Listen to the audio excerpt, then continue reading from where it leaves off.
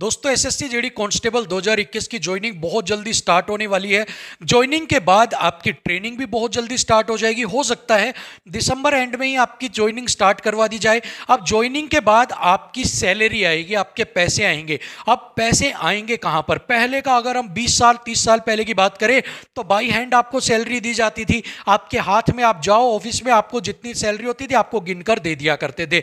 उस समय में पंगे इतने थे नहीं, लेकिन अब जो है अब आपका सब कुछ डिजिटल हो गया है। सो ऐसे में आपकी जो सैलरी है वो बैंक अकाउंट के अंदर आती है। बहुत फास्ट सिस्टम हो गया है।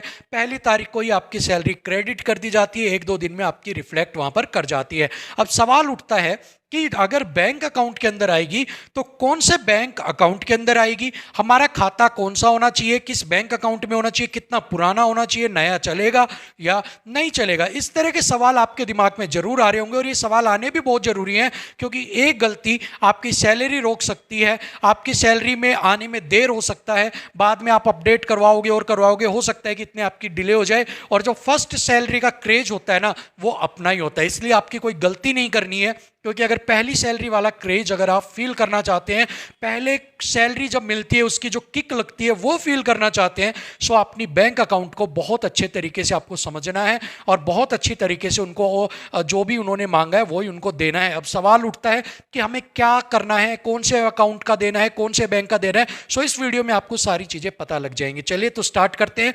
तो यहां पर सबसे पहले तो आपको बैंक अकाउंट देना होगा। अब बैंक अकाउंट देना है आपको स्टेट बैंक ऑफ इंडिया का, SBI, state bank of India का। बहुत सारे बच्चों का सवाल होगा, क्या कैनरा बैंक, आपका axis bank, ICI, HDFC, PNB, OBC, Gurgaon ग्रामीण बैंक, इन बैंकों में हमारे खाते हैं क्या चल जाएगा? तो देखिएगा सबसे ज्यादा जो वहां पर मांगते भी हैं वो बताएंगे भी आपको सिर्फ आपका एसबीआई का खाता, क्योंकि एसबीआई के साथ उनके लिंक्स होते हैं और एसबीआई के अंदर आपकी बहुत जल्दी जो है ट्रेजरी वगैरह से और इस तरह से आपकी जो सैलरी आती है वो बहुत जल्दी उनके अंदर आ जाती है। तो आपको भी अपना खाता एसबीआई बैंक के अंदर ही खुलवाना है। नहीं है तो खुलवा लो, कोई दिक्कत नहीं है, फ्रेश खाता खुलवा लो, लेकिन अपना खाता आप एसबीआई बैंक के अंदर सेविंग अकाउंट आप अपना खुलवा लो, ठीक है। अब दूसरी जो कंडीशन वो आती है वो ये आती है कि आपका जो बैंक अकाउंट है ना वो नया नहीं होना चाहिए। अब नए से बहुत बच्चे गलत समझ जाएंगे कि मेरा तो 1 साल पुराना होना चाहिए, मेरा 6 महीने पुराना होना चाहिए क्या, या फिर मैंने तो कल ही खुलवाया है। नए का मतलब ये है कि उसके अंदर 4-5 ट्रांजैक्शन होने चाहिए। अब ट्रांजैक्शन कैसे होने चाहिए? आपको क्या करना है, खाता आज खुलवाया, आपने फॉर्म फिल किया, कल आपका खाता खुल गया या आज ही खुल गया सेम डे में। कल आपको बैंक में जाना है, पर्ची भरनी है, अपना अकाउंट नंबर डालना है, उसमें लिखना है 100 रुपए जमा। 100 रुपए जमा करवाओ, कैशियर मोहर मार के जमा कर देगा, एक एंट्री हो गई, ठीक है। अगले दिन फिर जाओ, फिर 100 रुपए जमा करवाओ, हो गई 2 एंट्री। तीसरे दिन फिर आप जाओ, फिर 100 रुपए जमा करवा दो। इस तरह 5 दिन आप उसमें 100 करके 500 रुपए जमा करवा दो, हो गए। इतने आपको एटीएम भी मिल जाएगा आपका। अब एटीएम एक्टिवेट आप अपना कर लोगे, उसके अंदर ग्रीन पिन वगैरह डाल के अब एटीएम पे वो लगाओ और 500 रुपए बाहर निकलवा लो आप, ठीक है। अब 500 रुपए निकालने के बाद आपके पास एंट्री क्या हो गई? 5 एंट्री हो गई जमा करवाने की, 1 एंट्री हो गई आपके पास निकलवाने की।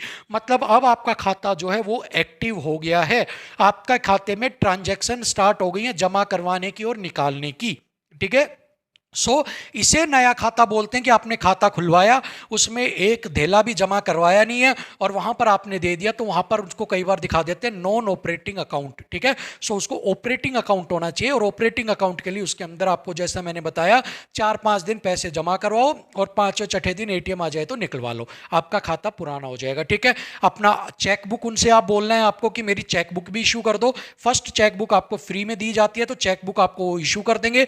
चेकबुक के साथ हो सकता है वहां पे आपसे चेक बुक मांग लिया जाए, कैंसिल चेक आपका मांगा जाए, जिससे कि आईएफएससी नंबर और अकाउंट नंबर वहां पर मैच हो सके। सो अपनी चेक बुक भी आप उनसे ले लेना, क्योंकि चेक बुक के ऊपर आईएफएससी नंबर और आपका अकाउंट नंबर होता है। सो चेक बुक आप जरूर उनसे बोल देना कि चेक बुक भी मुझे एटीएम के साथ ही इशू कर दी जाए, ठीक है।